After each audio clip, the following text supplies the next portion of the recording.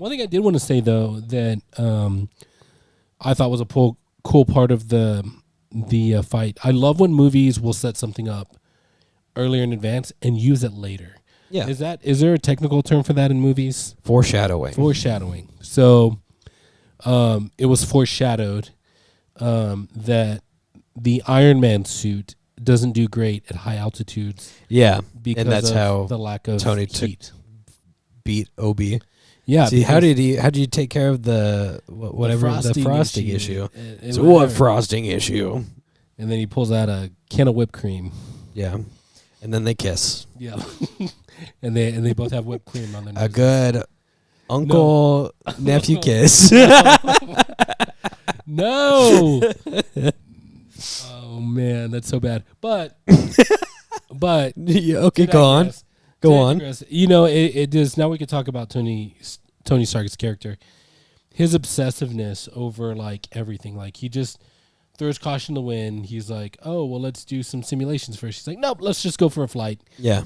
You know, things may or may not be working, but we'll figure it out. And yeah. it's a very, like I said, cocky, cocksure, whatever you wanna call it. He's just confident, and he goes and does whatever he wants to. Logic be damned. And so, but that was one of the things that he found out in his testing. You know, doing all the things, flying as high as he could. Almost died because the suit malfunctioned and shut off. But whatever, you know, because he's Tony Stark and he's got billions. Yeah, you can do what he wants. He's got billions to land on. He's not worried about crash landing. He'll always land on top of his billions. You know what I mean? Yeah, that's true. So now that we've discussed basically the whole movie, were there certain parts that you liked? What did you like the most about the movie, individually or as a whole? I know it's tough. I'm asking you to use words. I like the movie. Yeah. I mean, you made some bold statements. You think it's the best Marvel movie? I do. Well, I mean, there's the first off, the very obvious. There is no like self-referential, self-masturbatory. Hey, forget the fact that this movie's plot is kind of weird. You guys like Spider-Man? That Marvel likes to do nowadays, where they can't have a movie without having another character that's been the primary character of another movie. Yeah, it's also hard to do when you're in the first movie, which will be exactly, which is why it's pretty good. Okay. So you don't like callbacks? I do like callbacks. I like well-deserved callbacks. Gotcha. I don't like shoehorn callbacks that are there to make you forget that things are bad. Like I'll go back and use Deadpool and Wolverine as a reference for this, right? Okay. Sybil and I watched it again. Like a week after we saw the first time, and we both fully agreed that the good parts of the movie are better the second time, and the bad parts of the movie make it worse. Okay. And the bad parts of the movie is Cassandra Nova should just not exist, period. Like, she should just be taken out of the movie because she did not need to be there. She didn't have, like, her character wasn't good. Nobody really cared about her. She wasn't really that threatening of a villain, and she didn't add anything to the complicated whatever of a plot. I mean, without her, there would be no joke about Deadpool throwing Johnny under the bus. His skin getting you know what? Off, and then I will say that would ruin one of my favorite parts of the movie. Yeah, you have me on that one. Yeah, but for plot convenience, the funniest terrible. The funniest part of the end credit scene is like he even says, "I don't care if she rips my skin off." Yeah. and you fall into a weird blood pool. Yeah. But that's what random callbacks do. Is that we got. Whoa, look, it's Carmen Electra and Blade and Gambit. Don't worry about Cassandra. We'll get past her in a minute. Look, every Deadpool that has ever been a variant in the comics ever. I have to correct you real quick here before someone does in the comics. Oh no. In the comments, sorry. Not Carmen Electra. Carmen Electra was a model in the late 90s. I'm gonna keep on saying that then. Carmen Electra. Electra is just Carmen just Electra. her. I'm just say Carmen Electra still. Yeah, Carmen Electra dated the basketball dude from the Chicago Bulls with the crazy hair. So Carmen Electra was a distraction from the poor writing for Cassandra Nova. And Cassandra's not even a good character at all. Maybe Carmen Electra should have played Cassandra Nova. Oh, you know what? Yeah, that solves the problem entirely. We fixed it. So that's my gripe with the callbacks, is that callbacks are sometimes just cheap ways to distract the audience from the fact that what they're watching doesn't entirely make sense. Yeah.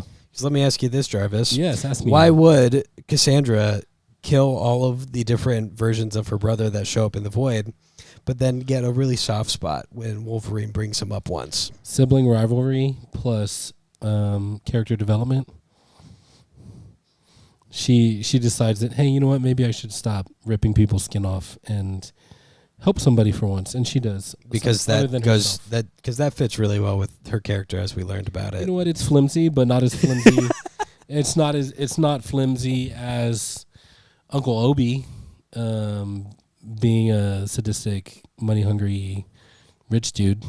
No, that fits very well with this you're character. Right. That fits very well with this character. Strike that from the record, Judge, please.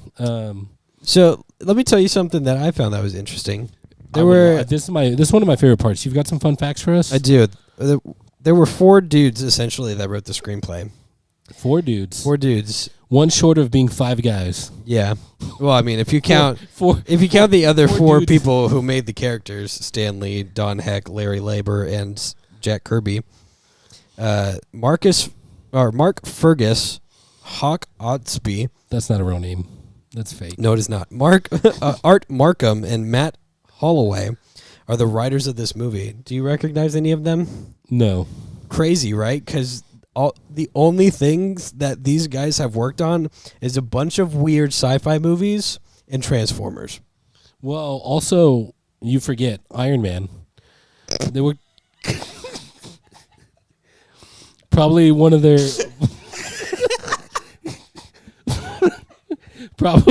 greatest collaborations and things to date. A classic movie. Don't forget that one. We got him, folks. Oh no, we made him laugh. So yeah, two of the guys worked on Transformers movies. Yeah, no, it's great. Two of the guys are Transformers movies. The other 2 were weird sci-fi movies. So usually the puns are like weird cough bad. You know what I'm talking about? Yeah, there you go. He's doing it right now. One of the very silent. The wheezy laugh. Yeah. Directed by Jon Favreau, who's also the executive producer. Everyone knows this. Yeah. And also Happy Hogan. Still a relevant character in the Marvel Cinematic Universe. He's alive. Yeah, he basically owns everything at this point. They made it for $140 million, and they made like $600 million back box office, which is like, it's really good. That's still really good. It's not as good as the Marvel movies make now, which is unfortunate. But for being the first one, that's an impressive jump start for the next few. We talked about this a little bit before. I think with inflation, the numbers are more impressive than you can. Probably, yeah. But to be honest with you, I think that there weren't a lot of movies making that kind of money. I feel like the big, huge Marvel box office movies, that's a newer thing. The amount of money that Marvel movies make these days is now not very impressive. Yeah. Because they've done it so often. But yeah. No, that was a good amount. Was insanely impressive. Yeah. And the fact that Jon Favreau basically owns Disney at this point is kind of crazy. Yeah, he or at least the Marvel Disney part of things. Yeah. He's essentially the face of Marvel and Star Wars. If you're a Disney executive. Yeah. Yeah. He earned it though, I think. Oh, for sure. For sure. There would be no Marvel studios without. And there are a ton of people in this cast that are either big names or very very prevalent for a very long time. So you got like Robert Downey Jr., Tony Stark, Gwyneth Paltrow, who had a massive career before this anyway. Yeah. Terrence Howard, who He kind of fell. he has a cult now, I guess. He honestly fell off after this movie. I think that the biggest thing he did was that show, Empire. Yeah, But after that, I'm not really. I don't think he's been in any big movies that I could recall. no, he's just doing a bunch of weird stuff. What is that? Oh, you did the inflation math. It would be equal to $876,000 or $1 million now. Sorry, I just made that sound not great. Almost $1 billion in comparison to $8.47. Yeah, $8.47. With like a bunch more zeros in front of the cents. Exactly. Yeah. Jeff Bridges is Obadiah. I love Jeff Bridges so much. Clark Gregg, who's Agent Coulson. Who was very good at it. Jon Favreau, of course. Happy Hogan. I'm trying to Tom Morello. It was apparently a guard, which is kind of crazy. I love Tom Morello. Yeah. I loved him in that one other thing that he did that was really good. Do you not know who Tom Morello is? I do not know. He's how did you guess? Tom Morello's the guitarist for Rage Against the Machine. Oh, the band. We'll save that one for full-time music fans. Nice. Very good. That's pretty much. It just kept on going down to more and more like extras in the movie, but yeah, it's pretty cool. It's a very well put together movie. I think it's one of the best Marvel origin stories for sure. Yeah. I think they did a great job just building that strong like motivation that was a strong through line through his character till the very end. You know what I mean? His character throughout all the movies has had strong character development that makes sense. You know what I mean? Yeah. And this is one of those movies that is going to be a classic. It is a classic. It's 16 years old. Stop. Golly, man. Just throw my mortality right in my face every time we hang out. Remind me how old I am. Yeah. I didn't even talk about my bad knees once today. Till now. I think that'll do it for this episode. You think so? Yeah. I think we could go for another 14 minutes. I don't know if your knees will make it. Dang. That's true, but you were carrying the heavy load on this one. Oh, thank you. So my knees feel pretty great. Oh, wow. This is a great metaphor. Yeah. I also have to make sure that the computer doesn't run out of disk space. Yeah. You know what? Let me also say this though. One thing I do not like is in superhero movies that I don't know. You could argue started with this one maybe. The trope of the hero fighting his alter equivalent. You know what I mean? You don't like that trope? I do not like that trope. Why?